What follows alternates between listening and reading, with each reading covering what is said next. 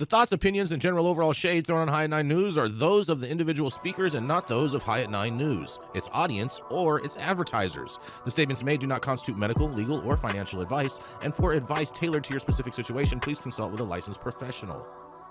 Welcome to the High at 9 News Hour, where you will hear from cannabis industry experts and professionals from around the country talk about important topics while shining light on global issues and discussing cannabis as it relates to politics, regulation and reform, data and technology, science, research and medicine, family and parenting, art, celebrities and entertainment, fitness, sports, mental health and wellness, and plant-based medicines and entheogenics.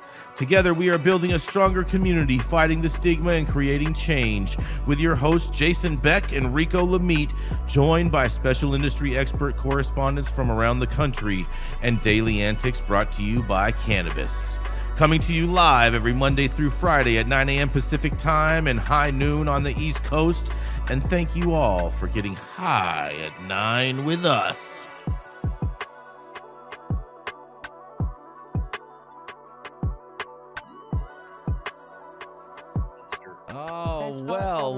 Well, good morning, everybody. That's right. It is Thursday, April 24th, and today is a National Neck Care Day, you guys.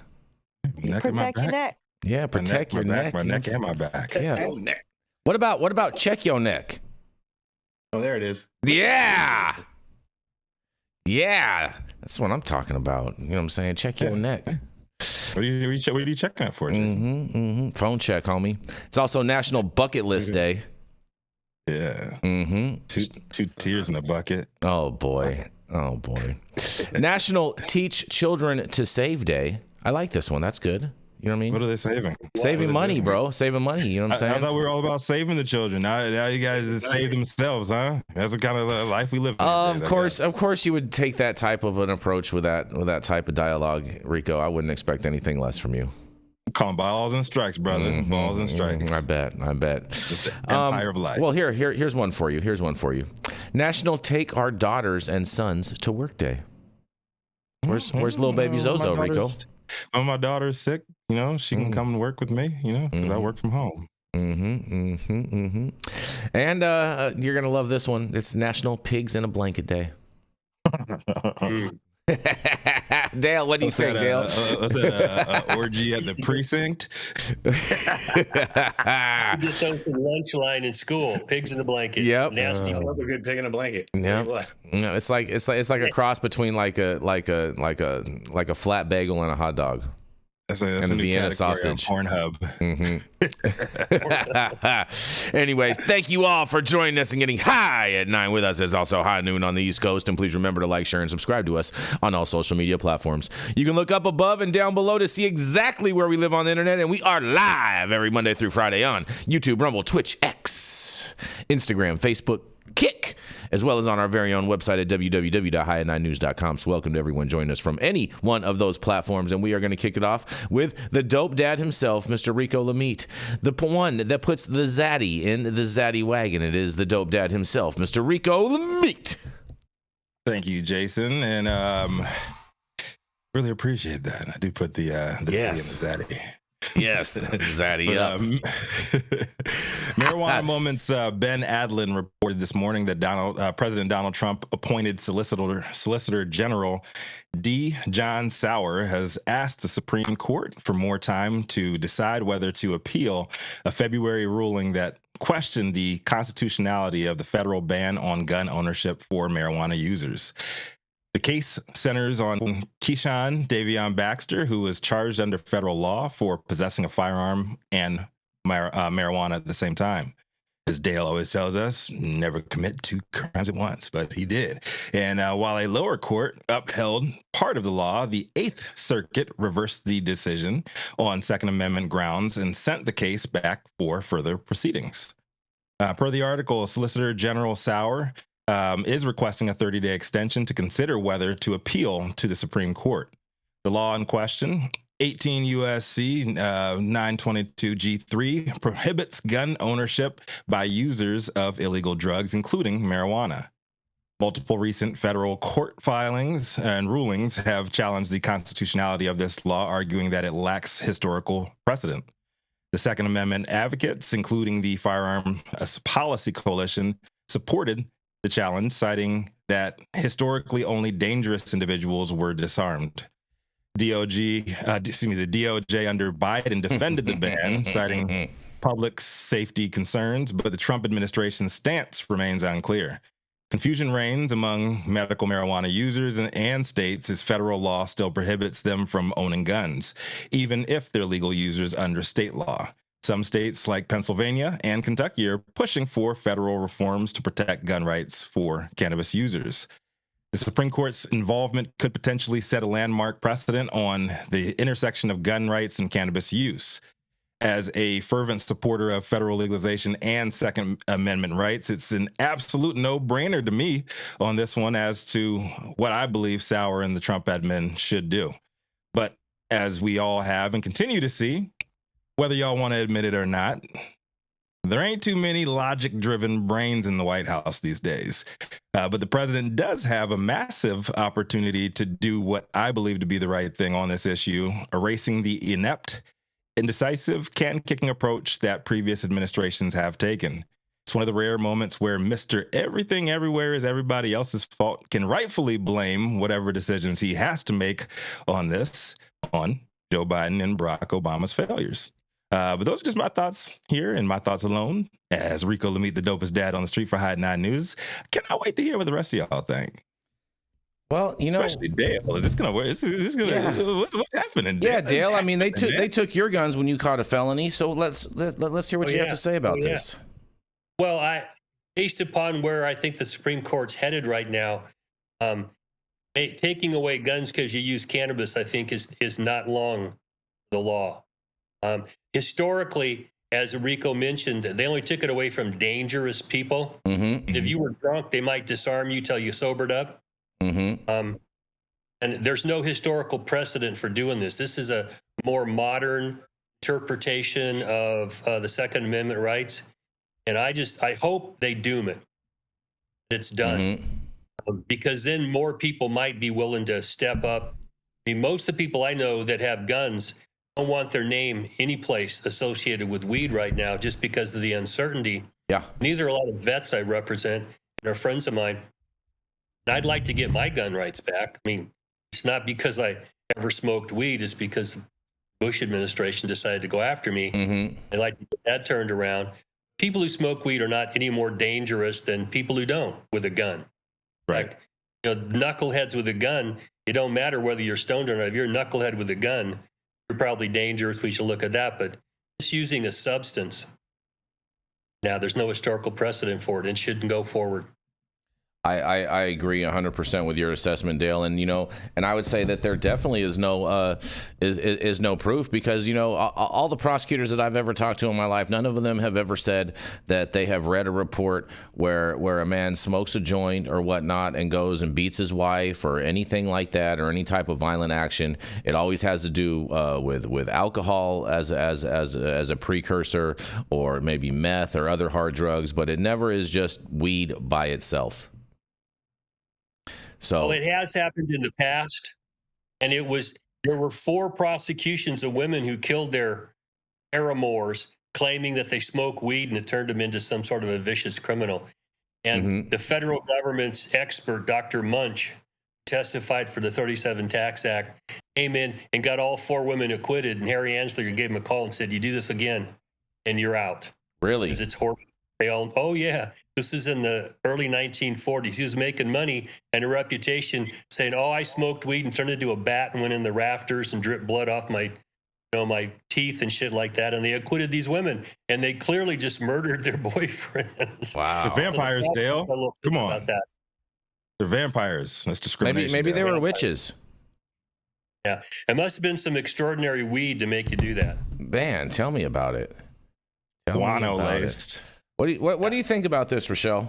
What are your thoughts? Wasn't paying attention. Sorry. Oh, okay. Rachelle's been working and doing things. Rachelle's guns and weed. She's you know what I mean? Oh yeah, guns and weed. Okay. Yeah, guns and weed, Rochelle. I always have feelings about that. I feel like you should be able to have weed and a gun, period. Like you can have beer and a gun, you should be able to have weed and a gun. And glad to know that people are thinking about it, looking into it, but like it seems stupid at this point that we're still having this conversation. I agree, especially when one of the ways that people have consumed cannabis by smoking it is called a shotgun. Just saying. It happened in Nam. Exactly. I seen all those videos. Those guys would like load up the bowl of the of their chamber, and then they'd be like blowing it through, and you know what I'm saying? Yeah, I remember that. Right. I remember. I just really. Vietnam War. Was that Dale? We smoked a lot of weed during the Vietnam War. Lots of seeds and stems too back then, Dale. Yeah, well, it was the nature of the beast at the time. I do think. I just think there's a very rare opportunity for Donald Trump to do the right thing and blame it on Joe Biden, because it is his fault that this shit didn't get through on his watch. Like straight up, like a lot of the other shit, like obviously is not is not the previous administration's fault, but this 100% is, in my opinion. And I think it'd be a political win for him, and it'll be a win for everybody involved. Cannabis consumers should be able to protect themselves like any other American citizen. We're treated like second class. I totally agree. Especially this is what a two-tier justice system looks like. Interesting choice of words. And on that, we're going to roll into our first commercial, and we are going to be right back.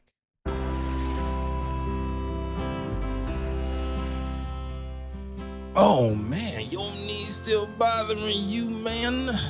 Yeah, my left one, you know? And I'll tell you what, I've been using this new CBD cream, and it works like a miracle. CBDs? I done heard about them CBDs. I was out there on them Twitters the other day, and I heard they get you high as a kite. Well, not this stuff. This stuff is tested.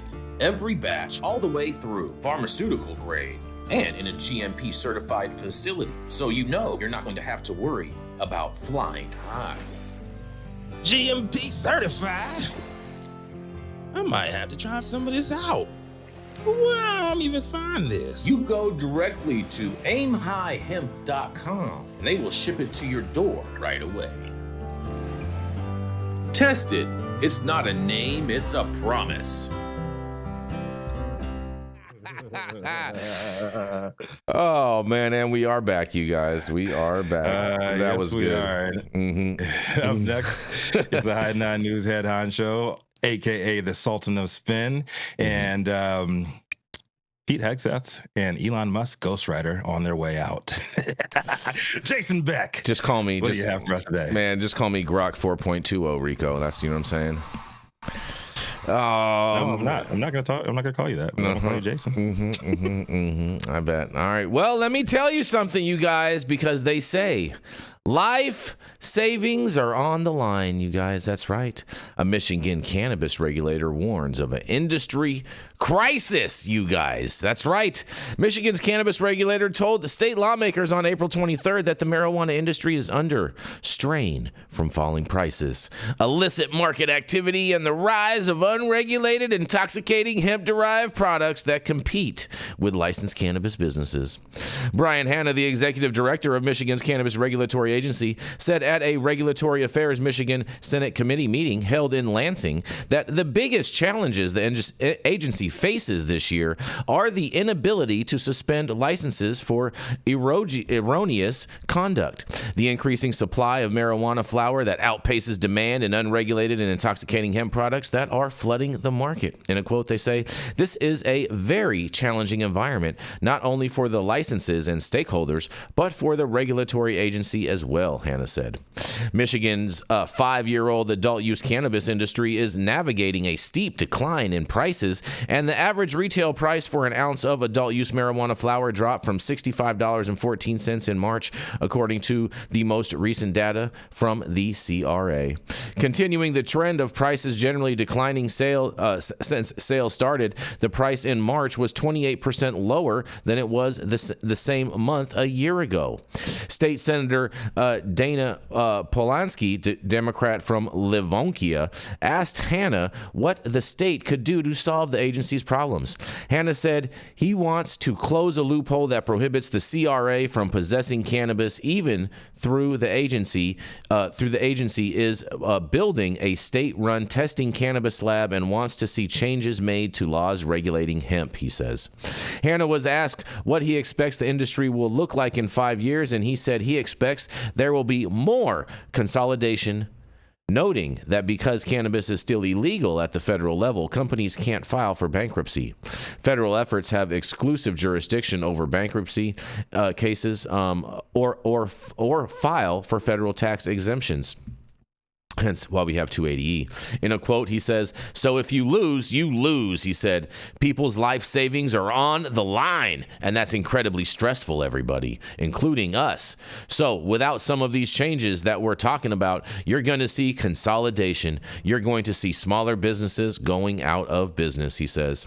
Following Hanna, 3 members of the state's cannabis industry made presentations to state lawmakers, including Robin Schneider, executive director of the Michigan Cannabis Industry Association. Schneider said marijuana growers who have invested everything into their businesses are losing everything as prices plummet and illicit cannabis floods the market, you guys. In a quote, she says, "I had to give one of my members money at Christmas because they didn't have Christmas presents for their kids this year," she said. "They should be making money. This is a family that was doing well and made a reasonable investment with a reasonable expectation that the product was going to be grown in the state of Michigan. Not that people were going to bring in product and plummet our market, and that they were going to lose their entire life savings, you guys." Well, it sounds pretty grim out there in the great state of Michigan, which is, you know what I'm saying, Trap City, USA out there in Detroit, and I can't wait to hear what you guys have to say about this. $64 an ounce as an average price, Rico? Man. And I thought Michigan weed was supposed to be good. It sounds like they're suffering the same thing that California and West Coast is suffering. Yeah, but just think overproduction. But just think about this, Dale. You know, Michigan market, it keeps on eating Ohio's lunch, so they must be even having a tougher time in Ohio. Sure they are. Yeah. Overproduction. Yeah. Too much production, too many licenses, market saturation, prices going down, and economy. It's a perfect storm. And I think unfortunately, we're just going to see more of this across the nation, I think. I think it's all Stone's fault, all of his promotion of Delta 8 products. It's whose fault? Stone Slade. Get out of here. What's the matter with you? No, licensed operators are getting squeezed from all sides, though. Falling prices, flooded supply, and that hemp loophole with Delta 8 and all that shit. So, yeah, they need to... Is it really a loophole, though, Stone? I mean, come on. I don't think it's really a loophole. I think it was a loophole. Kind of a loophole. Really? I don't think it was intended. I think it was intended. Exercise is a loophole, at least.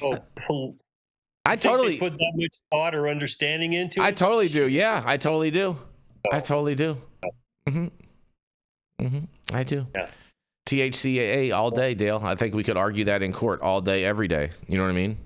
Especially, not to mention, since they use gas chromatography as the testing way. So I'm willing to bet that anybody in case could argue that once their product was tested by a lab by the state, because they all use gas chromatography, that it would all prove a false positive, since gas chromatography deals with decarboxylation. Yep. You know, a lot of this can be remedied by having actual scientifically literate lawmakers writing these laws that have anything to do with the science. Well, you got to blame the general public, and you got to blame the different political parties for putting up the candidates that they put up, Rico. I can blame the government altogether. I don't have to. It doesn't have to be on one party or the other. Oh man, the lawmakers. If you have something to do with any kind of consumable, it's going to be federally regulated, and anywhere across the supply chain, then how about you have actual scientists that know this shit, writing the laws, so you don't have these loopholes in the first place? Or how about you identify cannabis as one plant and do away with the fucking word marijuana, which was just made up? The CSA. That's going to be. I mean, I'm surprised that hasn't been a big landmark case already. Like, there's no such thing as marijuana. What the fuck is marijuana? That's an interesting. Dale. That might be something we may want to look into, Dale. That might be an interesting case to file. Well, and also Delta 9 THC. That's so 1940s and 1950s. I mean, it's intoxicating cannabinoids. It's a more inclusive term. And they just didn't put that into the hemp bill. They used Delta 9 THC. Well, there's a whole lot of things that aren't Delta 9, scientifically. And that's what we call the loopholes now. As Rico said, you get someone who's an organic chemist to come in and talk about isomers, things like that, and you make it all inclusive, and we wouldn't have this market we have right now. Yeah, if these lawmakers gave a shit and really cared about what these laws are writing, they would bring in people that know what the fuck they're talking about and get opinions and write laws accordingly. I 100% agree. Speaking of getting people that ain't the American way, though, as we all know. Speaking of getting people to know what we're talking about and whatnot, I did see another story that I think does deserve some notoriety, because I don't think we'll end up covering it tomorrow. But I saw over there in your state, Texas, that the Senate just passed a bill to basically outlaw voter referendums to repeal cannabis laws. That's my story today. Oh, well, look at that! I can't. That's Jesus, Jason. Yeah, come on, Jason. That's fantastic. I don't know. I didn't have a chance to read Stone's story yet, bro. I've been doing a lot of things, but that's I'm so excited that you're covering that, because that's an original piece. That's fantastic. That makes me very excited. Well, on that, Jenny Beth, you have anything you want to say on this, or Rachelle? Michigan, Trap City. Quit blaming the hemp for all your problems. Yep. They like to do that. They like to do that, Rachelle. That's, you know what I mean? It's all cannabis. Sativa L at the end of the day. It's all the same thing, regardless of what you call it. These are all systemic. Is that because of the stems? Oh. I see what you did there. Well, we're going to keep this train rolling. We're going to roll right in to Dale Schafer. Dale has been an attorney since the Reagan administration. He has represented physicians, hospitals, insurance companies, cops, corrections officers, and for the last 25 years, he has specialized in cannabis law. He served a 5-year federal prison sentence for helping medical marijuana patients and managed to save his law license. He's blunt. He doesn't smoke them because they're ratchet and nasty. He's honest. He's unconcerned with public opinions, and especially yours, and he will show you how to defy gravity by pissing up a rope. That's right, it is your favorite Tio Loco himself, and you can now find him at his own law office at the law office of Dale Schafer.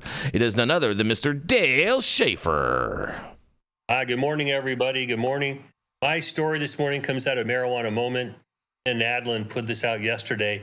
And the headline is Legalizing Marijuana Led to an Increase in Use, the Decrease in Problematic Misuse, American Medical Association study shows. Now, the statistics came out of Canada. I believe there were 1,400. Yeah, take it with a grain of salt. There were 1,400 people that were studied, which is, not a lot of people. But it was a 5-year study. About every 6 months, they asked them questions about how much are you using and what are you using, and they charted the preference of this. And when I read it, I just started to chuckle, because they think this is statistically significant.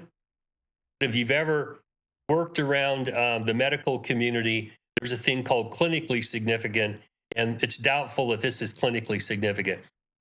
What they found is that over 5 years, there was a 1.75% increase in use. Okay? So if you take a look, let's say you use once a week, that's 52 times a year. In 5 years, you increased by 1.75%. It's not even one more time a year. So clinically, it's not significant. It's kind of horseshit. I don't wonder why they put this stuff out, because people who don't know about stats and, the mathematics between 1 and 0 and what it really means to have percentages and things like that, it's nonsense is what it really is. There are some things that have pointed out that there is a shift from smoking and dabbing, things like that, to edibles, beverages, and vape carts. Vape carts are popular because you can have them in your pocket. People don't know you're using them. They might think you're using, a tobacco product, things like that. I understand why they're moving towards that. And it's also a safer way to use it because you're not smoking any of the combustibles. You're just vaporizing this stuff. They also pointed out a study from 2022 in the United States, and their statistics are that 15.3% of adults are current users. Now, I don't know how they can really verify these numbers because 2/3 of the market is in the black market, and they're not going online and answering questions like this for you. So I wonder, really, is this a valid statistic? But it also points out, what I've said many times, is 50 years ago when I was studying criminal justice, if 8% of your population used something, you can't enforce a prohibition against it. And this just reinforces you really can't enforce a prohibition against cannabis anymore. Too many people are using it without much concern. And it also pointed out that the use amongst minors is down, which I think is a good thing. It's not the forbidden fruit anymore that I got to go try it just to see what it's about. It's legal. You know what it is. It's like you have to really get a hangover and puke to find out that drinking too much alcohol is not good for you. Now, there were a couple of things in this that I haven't talked about before. I think it's important for people to have in their heads. One of them is called the Cannabis Use Disorder Identification Test Revised. Okay. And this is one of those psychiatric and psychological statistical analysis tools that asks you a series of questions about your use of cannabis and is it problematic. In the United States, we have the Diagnostic and Statistical Manual. It's in the 5th edition now. They also have criteria for determining if your substance use has risen to the level of a disorder. Okay. I read this ID test. I looked at it and it's like, this is horse shit because it's only like 5 or 6 statistics. And if you get a number of 6 or greater on it or something like that, oh, you're abusing cannabis. But I don't know that these are valid. Okay? And in the United States, we use the DSM-5 categories. And one of the problems I've had for years is that if you can't meet your activities of daily living and your responsibilities, one of the criteria for having a use disorder. Well, if they throw your ass in jail for having weed, okay, you certainly can't meet your ADLs and your responsibilities in life. So I've always argued, take prohibition out of it. Let's take a look at what it does to you, the individual, not what society does to you if they catch you with this shit.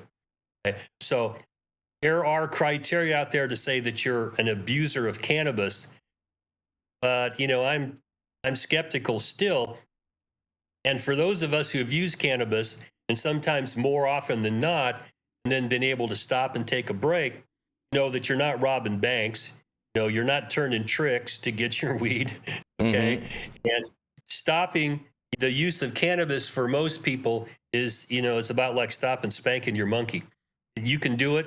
You may not like it, but it isn't like heroin where you're going to be out there, or meth, you're robbing copper out of buildings and shit like that. So there's a lot in this that isn't really stated. So I wanted to state it and see if we can talk about it, because it looks like the sky didn't fall when cannabis was legalized. That was the big concern. Oh, the children and the children aren't using this much, and the sky didn't fall. People are able to use cannabis without problematic societal problems. Now, alcohol, the societal problems from alcohol are much more. Also, the personal problems from alcohol are much more on the user. So some things are beginning to flesh out here, and I wish that these prohibitionists would take a chill pill and look at what's actually happening, because in fact, kids aren't using it more and the sky didn't fall.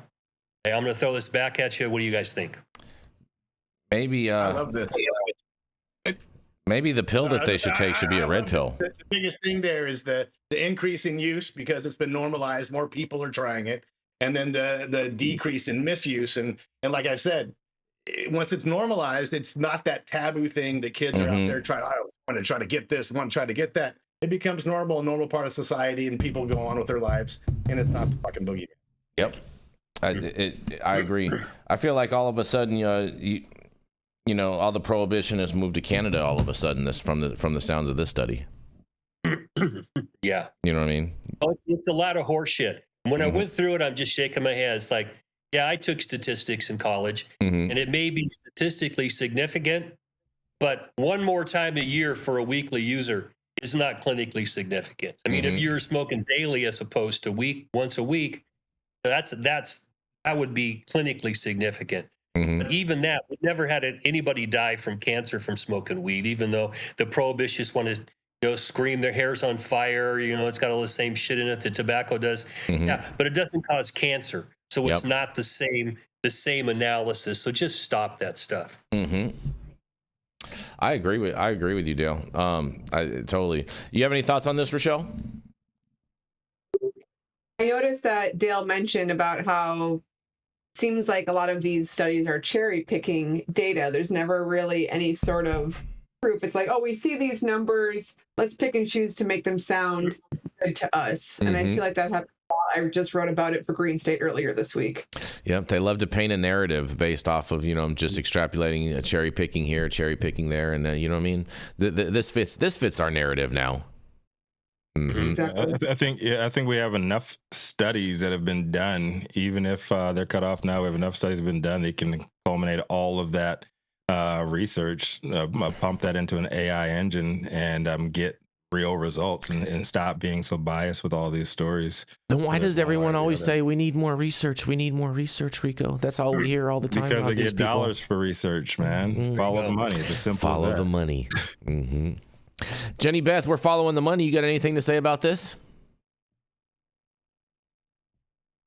Well, Jenny Beth, she's MIA.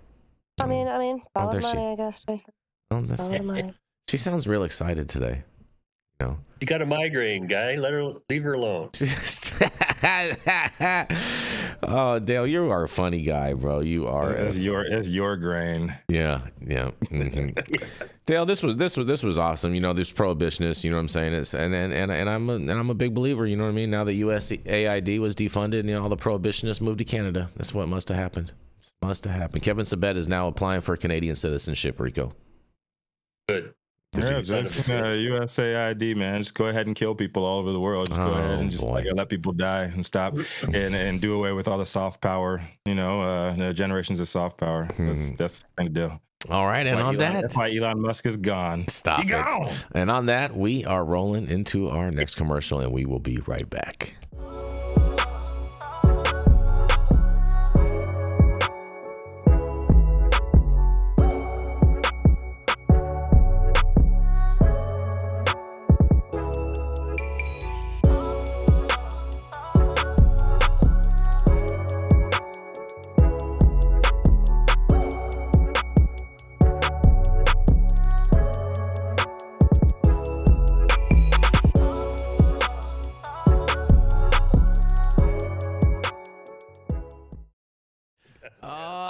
Yeah, and we are back. Stop whatever you're doing. Make sure that you smash that like button. I know we'll appreciate it. You'll appreciate it, and YouTube will appreciate it. And also make sure you subscribe to the channel if you're not subscribed already. And all of the articles that we cover on today's show, you can read directly on our website at www.highat9news.com. I just ordered the summertime strawberry salad when added steak on top here at Anna's. Make sure you do the same thing too next time you're in downtown Long Beach. Come on down and check out Anna's joint on the 400 block of Pine Street. They have amazing selection of beers, foods, and when you come down here to Anna's, you can even challenge me to a game of shuffleboard if you want to lose.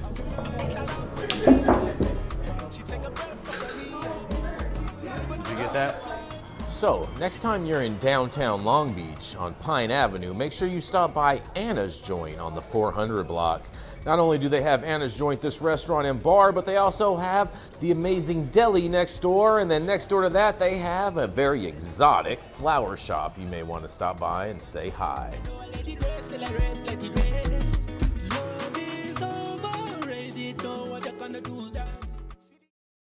Or you're an oppressor. And we are back, you guys. Yes, we are, Jason. And up next, she's a cannabis and psychedelics reporter, editor at Green State, and the industry's most decorated Lego champion. Yes. Here to break us off with the first story of second half, it's none other than Rachelle Gordon. What do you have for us today, Rachelle? You look warm. Yes, I'm trying to be cozy. It's like that weird time in the Midwest where it's cold in the morning and hot in the afternoon. So we're trying to go without our heat on. So a little chilly, but cozy. It's good to be back. I've missed you guys the last couple of weeks. So happy to be here with another story from Green State. Yes. This one comes from our senior content producer, Kara Wheatstock. And the headline, check this out, guys.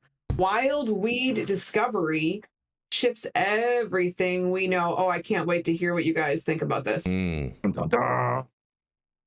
Legalization creates access for everyone, even researchers. The result is growing knowledge about every aspect of the plant. There are new studies on the medical value all the time that help people fine-tune how they experience weed. This is even more dialed in for those growing cannabis. Most cultivators have temperature, humidity, growing medium, and every tangible aspect of their plant's existence controlled to the decimal. With all that focus, they may be forgetting something important: frequencies. Now, I don't know if I'm going to pronounce this correctly, so pardon me, but I think it's Avia. Hope so. Sorry if it's not this. Avia cultivates strains using proprietary quantum frequency vibrational technology to test how they will impact plant science. Co-founder Keston Ott-Dahl explained to Green State how the oh my gosh, I don't know, this is really difficult to say. Avia method was formulated by his wife and co-founder. Andrea is a longtime cultivator who first noticed something extraordinary years ago in 2018 when the cannabis she grew while doing daily meditations and loving affirmations seemed noticeably more potent, aromatic, and balanced, Keston said. This observation led to a theory that positive vibrations might help weed grow even danker. The pair intended to find out and were met with an unforeseen result. 2 test cultivars expressed a rare genetic mutation that could increase yields by up to 30% per plant. We're not claiming answers yet, said Andrea Ott-Dahl, co-founder, in a press release, but we are witnessing something that challenges what we thought we knew about plant behavior, genetics, and bioenergetics. Edenia and Echo are doing something we've never seen. Edenia and Echo are both Blue Dream cultivars, showing interesting reactions to their intentional vibrational outputs. Cannabis plants will generally grow 2 leaves at each node or tier, where leaves and flower grows. Both of the brand's plants are growing more than 2 nodes, a mutation called multi-tiered world phyllotaxy.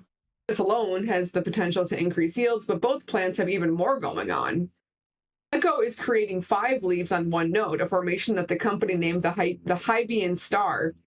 The plant has pushed 3 of these formations out. At the same time, the Blue Dream plant is spitting and forming multiple tops naturally. She is growing leaves out of places without nodes. The other plant, Edenia, has 3 leaves on 1 node with whorled growth from the lateral branches. This has been seen before, but is considered extremely rare. Brand reports that both plants are abnormally vigorous and healthy.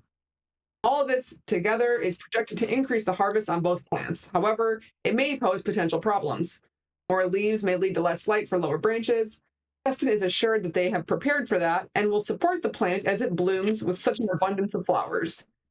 Both girls are abnormally robust and healthy, Keston shared. But more importantly, what are they creating on the inside? It's really been such a pleasure watching them grow. It's like they are performing for us. Anyone who speaks with the co-founders will learn that the project is born out of pure curiosity and runs on posy vibes. The results are preliminary but intriguing. Those interested in weed or hippie stuff will be watching to see how this plant flowers and tests. In the meantime, it is a reminder to be intentional about all aspects of the environment, right down to the vibrations. So I feel like this is something that people have known for a long time. Like, you play music, you act nice and talk nice to your plants, they tend to perform better. But what about this high vibration leading to genetic mutations in the plant? What do you guys think about that? I think this is totally on point and something that we have known for a while. I mean, there was a company back in the day that we used to utilize in our grows called the BioWave, and that would this thing would spin and it would send off this harmonic frequency, and they claimed that your plants would you would experience 30% higher yields by using that. You know, and when it comes to music, you know, there's always been studies out there that have shown that classical music and heavy metal music, that the plants respond the best to those to the frequencies that they are recorded on and whatnot. And I know I've played in a number of my grow rooms over the years. I've played like I'd go and buy like those nature soundtracks, so where it would sound like it's just in the forest in the grow, just playing on repeat 24 hours a day. So I think this is a great story, Rachelle. This is and it's very, to me, it just makes all the sense in the world. Yeah. Thank you for covering this, Rachelle, and I hope we do more, dig more into this. I was really enlightened, you know, watching 60 Minutes a few years ago and seeing when Masaru Emoto, Japanese businessman and author, he got these monks to pray and to chant over water while it was observed, and all the single-celled organisms just like stood still. I remember that. I remember that. Yeah. Yeah, and so now that we are in the age of quantum computing, like maybe we're going to be able to really break through that wall. And I do think the cannabis and psychedelics is a gateway, right, to another dimension. So no, I love this kind of shit. I wish MSG was on the was still on the show so we can dive deeper. He's probably he's probably watching. He's probably watching. Maybe he's in the audience right now trolling. I was just about to say I wish Saint Germain was here. Yeah, we were talking when he was in Texas. It's been a while now, about 6 months ago. But he was telling me, we were talking about the Grateful Dead, and he was telling me how they play at this certain frequency, and I would love to see what his thoughts are on playing some Grateful Dead while some plants are growing. I love it. I'm into it. The science is catching up to the spirituality. I like it. Yeah, you can't deny it. What are you shaking your head, Dale? So it's the 432 frequency or whatever, and it's a lot of so they changed the frequency at which music was played at some point in time. I don't want to say exactly when because fuck it, my head hurts. But it made it more agitating and irritating and disruptive to the listeners. So like a lot of people, it's called a 432 player. You can put it on your phone, and any music you have downloaded, you can play at a more peaceful, calming frequency. Well, I would like to see a better definition of the terms they're using here, because if there is frequencies of sound that will enhance it, then they should be able to refine that down a little better. And I'll tell you what I told my children, that of all the knowledge in the universe, we know less than 1%, way less than 1%. So I'm always open to, if you get results, can we figure out why? And I'm less concerned about increasing volume as to increasing the terpenes and the cannabinoid profiles. See if it does that. It's a bigger plant, okay. But if it's a more potent plant, more potent medical plant, then yeah, let's find out what's causing that if we can. Well, you know, if you said it's 4321 frequency, Jenny Beth. Am I correct on that? Is that what you said? 432. Oh, 432. Okay, 432 frequency. I wonder what happens, Rico, if you play Little John on 432 frequency. Does he turn down? Spray packs. That's where you get it from. Fuck off. He doesn't. The correct response was turn down for what? Yeah, exactly. Exactly. Thank you, Stone. That's what I was hoping someone was going to say. I'm glad you did. Thank you, Stone. Turn down for what? Yes. Do you have any final thoughts on this, Rachelle? Just that this is a very interesting story. And I'm not sure about the genetic mutations, but I guess we'll see what happens. We'll be following it over at Green State, and I'd be curious to know how this would work out at scale. What do they define as a genetic modification? Because if you're getting a 30% higher yield, I mean that could, technically could be a genetic modification because it's producing more plant. Well, yes, and so they said that the interesting part is how things are growing leaves out of places without nodes, 5 leaves on one node, and yeah, they're growing more than 2 nodes. It's a mutation called multi-tiered whorled phyllotaxy. That sounds like a video game, Rico. Yeah, man. I think it's pretty cool. Mutation boost yields up to 30%. Yeah. Yeah. If you're getting more leaves. It just goes back to the science. Yet again, when it comes to our lawmakers and everything, and you put science in here, and you need to update these laws, you need to update these grow techniques. And I think it's pretty fucking cool. So, despite potential challenges like reduced light and lower branches, the plants are unusually vigorous and healthy. So the weed, man, it's super resilient. And what I was getting at there is genetically modified.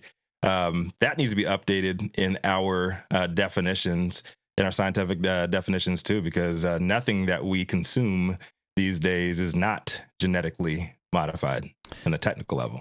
Well, I'd say a lot of us just as humans, we're all genetically modified as well. We are. Yeah. Everything we interact with is technically genetically modified. Yeah. So the whole organic, movement is somewhat bullshit. It is. You don't have to change the genes to have variability within a gene structure. There's dominance and there's recessive, and then there's what's in between there. And I think that's where they need to focus this. It's not like pheno-hunting. It's you're doing something to the plant externally and see if it's going to change how it expresses itself, then find out what that is, and then work backwards. What did it do to the plant to get it to express whatever it's expressing? Because it's inside the plant already. Putting music on didn't modify the genes of the plant. It just brought forward some genetic variability in there that maybe didn't come out before, but now it does. And how do you make that work for you? Well, the one thing about changing your genes, Dale, is if you don't change your genes, you're not going to have clean clothes on every day. This is true. This is why Donald Trump doesn't wear jeans. Never has to change his pants. Slacks. Stop it. Stop the ridiculousness. And on that, we're rolling into our final commercial, and we're going to be right back.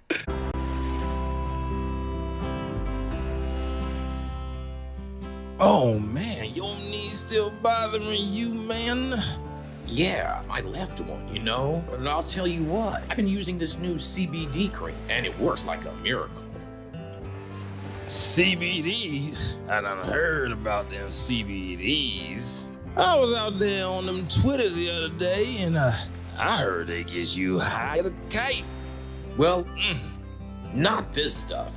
This stuff is tested. Every batch, all the way through, pharmaceutical grade, and in a GMP certified facility. So you're not going to have to worry about flying high. GMP certified? I might have to try some of this out. Where I'm even find this? You go directly to aimhighhemp.com and they will ship it to your door right away. Test it. It's not a name, it's a promise. Oh, and we are back, you guys. And coming up next, that's right, it's Mr. Stone Slade. He's out there in the great city of Austin, in the even greater red state of Texas. That's right. He is a traveling cannabis connoisseur with hitting the high road. That's right. He's constantly hitting the high road in search of just some average mids all across the world, because he's a Delta 8 variant. That's right. It is the Delta 8 variant himself, Mr. Stone Slade. You're on mute, Stone. You're on mute. Probably a good thing I was on mute. Things that I might have said about Jason. Yeah. Oh, man. All right. Sure seems like the Texas government works real hard to make sure nobody gets a say in anything that makes sense, especially when it comes to cannabis. We've covered how cities like Austin, San Marcos, Killeen, and Denton all pass local ordinances to stop arresting people for carrying a little weed. You know, local democracy in action, voters saying, hey, we're tired of ruining lives over a joint. But apparently, democracy only counts in Texas if it matches what the state already wanted to do. Otherwise, they'll just sue you. And by they, I mean Attorney General Ken Paxton, who's been dragging cities into court like it's his hobby. This past Wednesday, the Texas Senate has decided that suing cities one at a time isn't enough. They want to make it illegal for cities to even ask voters about cannabis decriminalization in the future. That's right. Under Senate Bill 2212, local governments would be banned from putting cannabis-related initiatives on the ballot. You can't vote on it. You can't talk about it. And if you try, Paxton will probably show up with a stack of lawsuits and moral superiority complex. The bill, led by Senator Charles Perry, a man who seems determined to keep Texas firmly planted in 1952, doesn't just ban future ballot measures. It adds a snitch form, courtesy of the Attorney General's office, so people can report cities for not enforcing state drug laws. Seriously, we're one hotline away from press one because my neighbor smells like skunk. This comes after Texas courts already sided with the state to overturn some of those voter-approved reforms. In one case, the Third Court of Appeals ruled San Marcos can't decriminalize cannabis because it would limit or prohibit enforcement of the state's drug laws, which in plain English means the state laws don't need to make sense. They just need to be enforced. Here's the kicker. Texans actually want cannabis reform. We've seen it in the polls. A majority support legalizing for adult use, but we're not allowed to vote on it. Not at the state level because Texas doesn't allow statewide ballot initiatives. And now if the House passes this bill, not at the local level either. So when politicians say, let the people decide, they mean the people that we agree with, because everyone else can sit down and shut up. What's even more insulting is the justification. Lawmakers say that they're doing this because cities are trying to override state law, as if voters in these cities just woke up one day and thought, how can we defy the state today? No, they're trying to stop wasting police resources, stop jailing people for small amounts of cannabis, and maybe, just maybe, acknowledge that the war on weed was always built on nonsense. But rather than meet the voters where they are, Texas lawmakers are doubling down on outdated policies. If this bill passes the House, then let's face it, it probably will. Texans will have even fewer options to influence cannabis policy than they already have. And that's saying something, considering the state has never let the people vote on cannabis in the first place. So the message is loud and clear. It's not that Texas lawmakers don't trust cannabis, it's they don't trust you. And that, friends, is democracy, Texas style. I'm Stone Slade for the High at 9 News. That's Jason Beck style democracy, right? Stop it. No, not at all, bro. I'm all about weed for the people, baby. Weed for the people all day, every day. But I'm just going to say this, is that any Republican that chooses to support a bill like this that wants to limit people's freedom of choice to be able to not have things on the ballot, I'm going to say is a straight up communist. No, that's straight up. The definition. They should not be part of the Republican Party. They should be annexed out of the Republican Party and thrown into the Rhino Party. What happens when there is no Republican Party no more, Jason? There is. It's America First Party. Mm-hmm. Just is what it is, bro. America First. It's just terrible people. A party is a party. A system is a system. And it's the people who are in charge that are just garbage. I mean, Rico, you love to party. So this passed the Senate, well, I think a 28-3 vote. Yeah, I believe that's what. Yeah. No, 23. Well, hold on. It didn't pass the full Senate, Dale. It passed a Senate committee. It passed the Senate committee, not the full Senate. Yeah, that was 28-3. So that was only 31 members of their Senate that voted on that bill. Do we know what the committee was that passed out of? What it was called? Stone? I do not. Okay. No. The Anti-Democratic Committee. How about that? Pretty much. Yeah. Basically, everybody paid off by Project Sam. This is about what's going on in many places. It's about how much local control cities and counties have over state general law. In California, we have a lot of local control, including the ability to prohibit it. And as you'll recall, Jason, we had this battle starting back in the 1990s, where local jurisdictions just told the state to go fuck themselves. We're not going to enforce these laws. Dan Lundgren had a seizure. He was livid. He was livid, you know, and that's why they used because transporting cannabis was not in Proposition 215, and so that's why he had everybody arrested for transportation charges when they get pulled over anyway, because that wasn't included in Prop 215, and he was like, that's going to be my scapegoat right there. Yeah, until Pebble Triplet Skates came along and included transportation, because after all, if you can't transport it, how do you possess it and take it anywhere with you? So that went away quick. But Terrence Hallinan just told him to go fuck himself. We're not going to enforce these laws. And that set up the classic battle. And Lundgren ultimately got torpedoed. He was sent packing.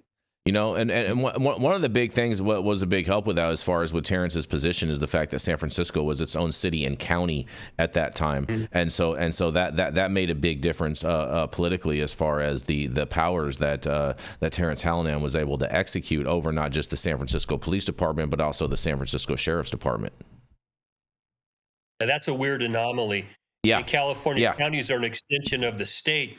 We generally, and alcohol is a statewide general law, so locals can't do much about it, but cannabis isn't. So my argument now, and I'm pushing for legislature as far as we can, I'm not going to hold my breath, to treat this more like alcohol and take away the locals' ability to prohibit it.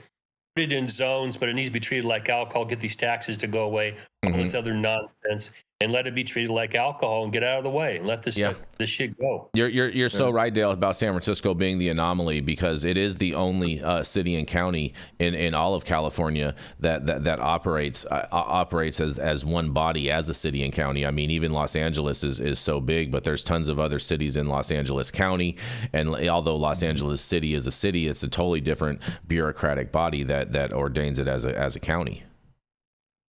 Well, we have general law cities, and then we have charter cities here in California.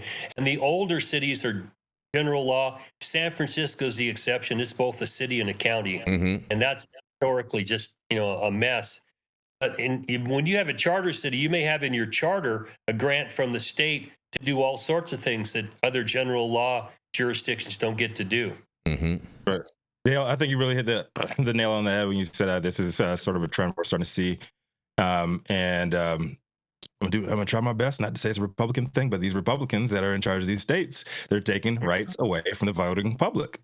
That's what they're doing. Some of them are. So they're attempting to. They're attempting to. They're attempting to. And I'm not saying that those aren't real Republicans, though. That's because that's against all the Republican core values, and so those are not real Republicans, Rico. It's definitely here, the Republicans that are running this state, and they are all really good friends with your buddy up there in the big office. I understand. Yeah, because he's doing this shit on a federal level, taking away motherfuckers' rights. He's not taking away due process. Rights. Stop it. No, he's not. Yes, he is. No, he's not. 100%. Stop the ridiculousness. So I mean, I really do think that people should hunker the fuck down, strap up, because crazy shit is going on right now, and people's rights are being taken away. I'll be goddamned if I sit down. If I just sit aside and let this shit happen. Like there's some fucked up shit going on right here. Yeah.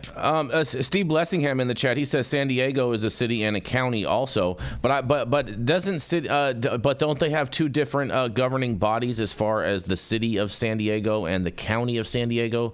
Steve, I think those are two different. Like you have a board of supervisors for your county and you have a board of supervisors for your city.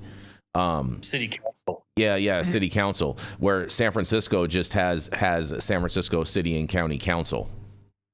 I think that's the differentiation that we're trying to portray when it comes to San Francisco. I think that's different than San Diego, but I'll let Steve be the expert because he's there locally in San Diego on that one.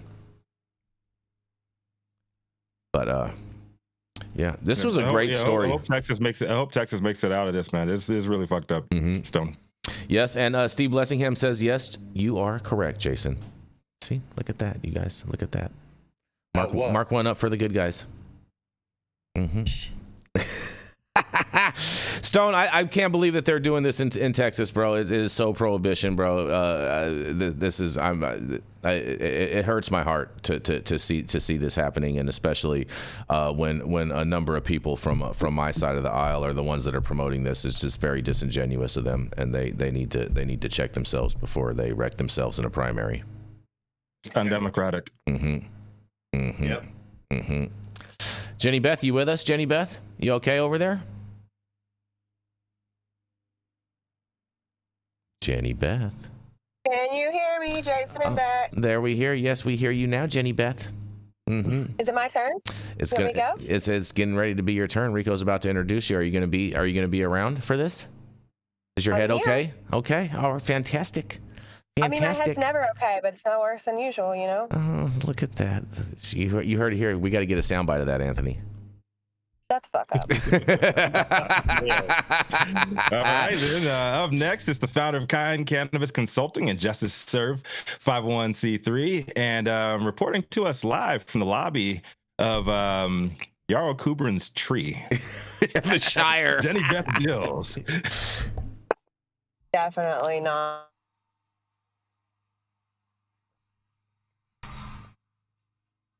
Jenny, I think you need to adjust your sound because you cut out. Hey. Yeah, you need to adjust your sound. Yeah, I think they defunded Starlink. Yeah, something like that. Are you able to read your story, Jenny? If not, I can read it for you if you can't read it. No, she's cutting out. Yeah, she sounds like Yeah, she sounds like R2D2. You guys. Here, let me pull her. I'm sorry, Jenny Beth. I'm gonna read. I'll read your story. I got you, girl. All right. Well, you guys, man, Rachelle, this is for you, Rachelle. Okay, this is right in your back door. All right. I hope you get ready for this because Minnesota is offering $2 million to help farmers in the cannabis industry. It's a lot of money for the great state of Minnesota, you know. That's right. Minnesota's Can Grow grant program, you guys. That's right. The OCM says its Can Grow grant program will seek to help Minnesota farmers navigate the regulatory structure of the legal cannabis industry. With licenses and retail sales becoming available this year, the $2 million in funding will cover training grants to farmers and loans to nonprofit organizations that in turn will fund loans to farmers who want to expand into cannabis cultivation. Farmer training grants will include educational materials, training, and technical support. And the OCM says while Can Grow farmer loan grants will provide low-interest loans for those intending to enter the industry. According to the OCM, the initiative aims to accelerate market entry and growth for farmers ready to start or expand their farms, while avoiding costs and risks associated with the jump. The announcement comes just a week after the formal adoption of the OCM's rules governing Minnesota's adult use cannabis market. And by the numbers, they say, according to the OCM, grant awards for technical assistance in the first round of funding are expected to range from $10,000 to $50,000 per project, while grant awards for loan financing are expected to range from $200,000 to $500,000 per eligible organization. Individual farmer loans will range from $25,000 to $50,000 or up to $150,000 for projects with matching funds. Organizations eligible to receive Can Grow farmer training grants include nonprofits, educational institutions, local governments, private businesses, community groups, and partnerships between different types. And they're saying that providing farmers the financial opportunity to take part in Minnesota's cannabis market and make strategic investments is the best way to ensure they can build equity, said the OCM intern director Eric Tabul in a statement. And he says, through Can Grow, farmers who want to enter the cannabis market will receive support and tools to succeed. I wonder if any of those tools will include gardening hose. But nonetheless, they also say, we recognize that the financing and resources are critical for Minnesota farmers, said Jess Jackson, the OCM's director of social equity, in a statement. And Can Grow helps to increase access to ownership by ensuring underserved farmers get a fair opportunity at entering the cannabis market, you guys. And you want to know what's next with this? Well, organizations interested in applying for a Can Grow grant must submit a written application that explains their proposed community investment, the community's needs, and the expected positive outcomes, the OCM says. Applications will then be evaluated based on their potential community impact, the organization's track record of success, and community support for the investment. Priority will be given to applications from organizations that demonstrate a history of successful training or navigation services, particularly for farmers facing barriers to education or employment. And the OCM will also prioritize applicants where, in quotes, the proposed grant projects will serve areas where residents are eligible to be social equity applicants, they say. The OCM will then announce selected grant awardees in the fall of 2025. And you can find more information here on High at 9 News as soon as they publish more, because we're going to follow this story along. $2 million in Minnesota. Rachelle, are you going to apply for a grant, a Can Grow grant? It sounds like a trap. My husband is. Yeah. We're talking about this just yesterday. And yeah, really exciting opportunity for people like him and social equity applicants, especially. We all know that access to capital is a huge barrier to entry in the cannabis space, especially with traditional lending oftentimes being off the table. So I'm really excited about this, and I'm really proud of Minnesota for trying to set people on the right path. You know, the one thing that worries me about this is they didn't say where the money is coming from. And I just wonder if this is going to be a thing like what happened with New York when they, you know what I'm saying, Chris Webber was supposed to fund all this stuff and whatnot. And then all of a sudden the money disappeared and was never there, and this and this and that. And so they didn't say in this article where the money was coming from. Are you aware? Because you watch all these news programs over there in your home state. I was wondering that myself. I actually don't know the answer to that. I just, off the top of my head, would guess that it just comes from like, there was a budget surplus for a hot second here. And so there might be some funds that they could pull from there. Maybe it's from application fees. I actually don't know precisely where this money is coming from, or if they're like borrowing against future tax revenue from the cannabis space. But I had the same question. Sounds like this coming from the slush fund of revenue from the state of Minnesota. Precisely. It's coming from the profits of a Canadian fentanyl trade. Oh, whoa, easy there, easy there. Shit to say, Jason. Can you hear me? Yeah, we hear you now, Jenny Beth. Yes, welcome back. Oh yeah, hi, buddy. Yeah. So, you know, I appreciate these technical assistance programs. I love to hear that that's going to be provided, because I think it's very important. I do want to throw a cautionary tale out there, and it's called the City of LA. Your technical assistance is only as good as the people providing it. LA did a fantastic job of absolutely fucking that up and bringing a bunch of people in who have never operated anything, much less a cannabis company, to tell these people how to operate their companies. And that's now a part of the lawsuit. If all you've ever done is start a club at your college that says we like weed, you're not qualified to give cannabis business operations advice. Like, you need to have a tenured track record of success, not failure, of success, to be teaching people what to do with their business opportunity. So shots fired, pew pew. But I hope that they're actually properly vetting the people who are being given this, who are giving this assistance, because otherwise they're doing operators a disservice, and it makes it look like you don't actually care about their success at all. Hey, Jenny Beth, I think you raise a very, very valid point. Yeah, I think this is a great program, like out the gate, like on the surface. It sounds good, right? In hindsight. Yeah, no, it does sound good. It does sound positive on the surface, and I hope that it is positive, as a positive outcome for the people who are benefited from it. But yeah, there has to be that follow through, 100%, Jenny Beth. You got to be that follow through. You got to help these people out, and just like not just give them some dollars and like go and figure it out. This shit is not easy. Here you go, buddy. You want this money so you can pay my licensing fees? Right. Got it. Thanks, Al. Might as well just keep on trapping. Heather and I have our first project in Minnesota right now, and congratulations. I'm very hopeful that what they're starting with is going to be better than what we have here in California. And having funds available is helpful. But what we're finding is that the people working the government don't really know what they're doing. So they're looking for people who have done this other places. So we're having some success already in educating people about what to expect and how to do this. But I'm hoping, as you all pointed out, that if they're going to fund this, that they bring in people that know what they're doing, have done it before, and can work with local government to keep from boxing you into a corner. And they're going to allow a lot more licenses in Minnesota than they do here in California or in a lot of other jurisdictions. Let people do this without the restrictions we see other places, and hopefully that will give them a better market to play with. And when you break down the numbers, I just feel like $2 million is not that much money, because they say that that for the technical assistance in the first round they're going to range from $10,000 to $50,000 per project. Okay, so let's just say, you know what I'm saying, they give out 10 of them at $50,000. That's $500,000 right there. Okay, and then some loan financings are expected to range from $200,000 to $500,000 per eligible organization. I mean, if they gave away four of those things at $500,000, Dale, I mean, that's the whole fund all right there. And then they also have included individual farmer loans that will range from $25,000 to $50,000, or up to $150,000 if the project has matching funds.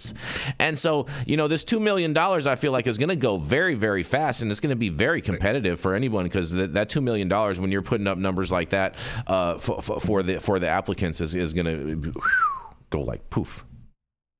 Absolutely. Well, hopefully the build-out costs won't be what they are here in California. We have a cultivation project in greenhouse, 10,000 square feet, $1.5 million just to build it. Okay? So hopefully they won't be that stupid in Minnesota to force those kind of costs upon people entering the industry. It's just not sustainable. The funds aren't available without all sorts of strings attached. And hopefully they have learned and are willing to learn from other jurisdictions that screw this up horribly. We're rooting for you, Minnesota. Let's go. Don't fuck this up. Yep. Go. All right. Speaking of that, let's go Minnesota. Are you ready to go, Rico? Hey, like E40, man. Tell me when to go. That's my daughter's favorite song. She loves me to touch it every morning. Anyways, shake them dreads. Thank you all for joining us for yet another episode of High 9 News. You can catch us live weekdays, 9 a.m. Pacific, high noon on the East Coast. Big shout out to the super fans getting their comments posted live on the big screen announced by the team. Do we have any today, Jason? No super chats today, unfortunately, but we do appreciate everyone viewing in. We did have good numbers today tuning in, so thank you all for tuning in and sitting around with us and listening to make sure you guys smash that like button on the way out. Yes. As always, big love to all of you for our live audience and online supporters, catching us across all media platforms, tuning in each day to the headlines of chaos, also known as the developing cannabis industry. To our vetted correspondent team tuning in from all over, bringing us much needed variety of perspective, your respective opinions to the table too. Our production team, Cloud Media Partners, all the sponsors keeping the lights on, AV struggles to a minimum, Anthony behind the scenes keeping us all in check. As always, Cannabis Sativa L, the reason the High 9 News team reads these headlines every single day. Thank you too. It has been Thursday, April 24th, 2024, and the show is over. We've all been blessed with the top industry headlines. Is it Palindrome Day? All right. Shout out to drones. 2025. Yeah. So, 2025. God damn it. I'm slow this morning. Show's over. You've all been blessed with the top industry headlines. Hope it's enough for you to put in your pipe and smoke at least until tomorrow. My name is Rico Lamitte, the dopest dad on the street for High 9 News, cannabis industry's #1 daily news show. And we're going to pop things out. We had a lot of Minnesota today. How about Rachelle Gordon? What you got for us? Welcome back, like Cotter. Thanks, guys. Appreciate that. The reference that's going to fly over everyone's head, but appreciate that. Have a great day, everyone. Stay high and be nice to each other. Well said. Yes. And we are off.